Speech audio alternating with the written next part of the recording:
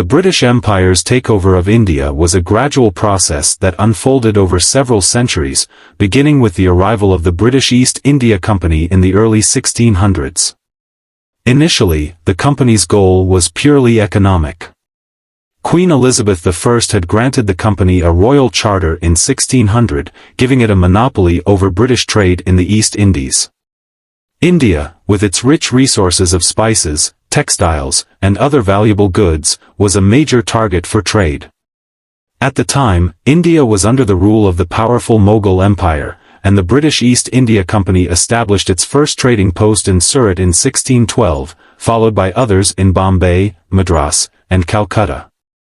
In these early years, the company's relationship with Indian rulers was largely based on trade agreements and diplomacy. The British had no interest in territorial conquest at this point, as the Mughal Empire was strong and the company was just one of several European powers, including the Portuguese, Dutch, and French, vying for influence in India.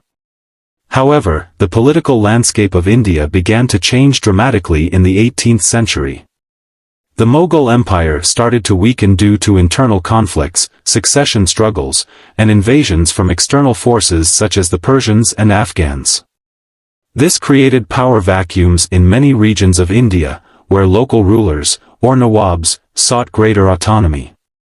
The East India Company, recognizing the potential for greater control, shifted its strategy from trade to territorial expansion. They began using a combination of diplomacy, bribery, and strategic alliances with local rulers to increase their influence. A turning point came with the Battle of Plassey in 1757. The East India Company, led by Robert Clive, defeated the forces of the Nawab of Bengal, Siraj-ud-Daulah, who was allied with the French. This victory was significant because it marked the beginning of British dominance in India.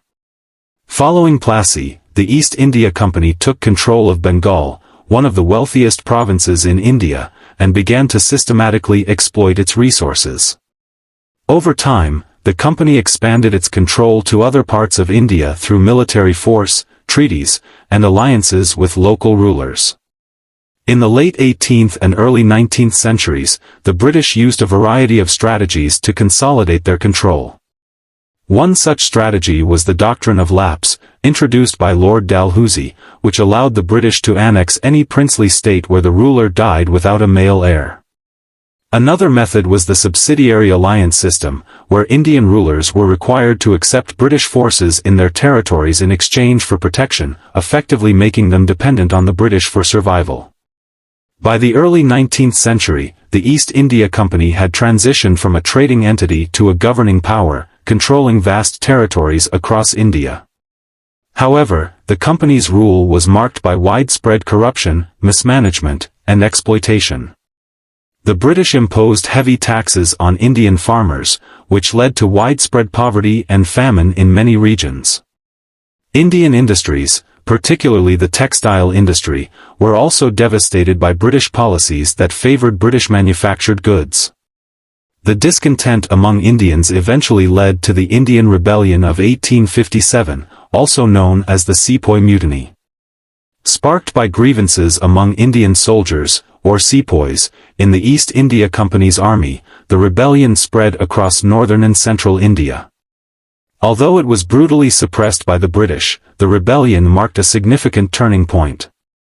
In its aftermath, the British government decided to dissolve the East India Company and take direct control of India.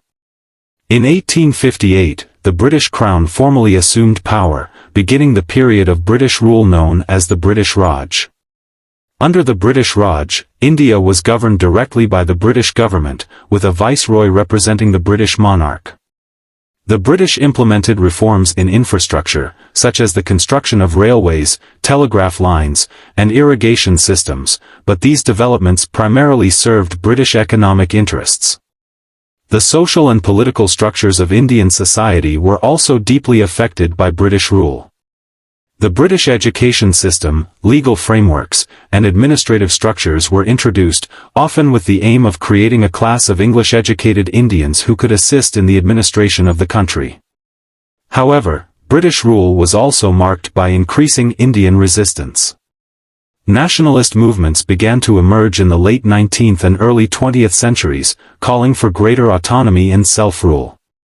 Figures like Mahatma Gandhi, Jawaharlal Nehru, and Subhas Chandra Bose led various campaigns for independence, using strategies ranging from non-violent resistance to more militant approaches.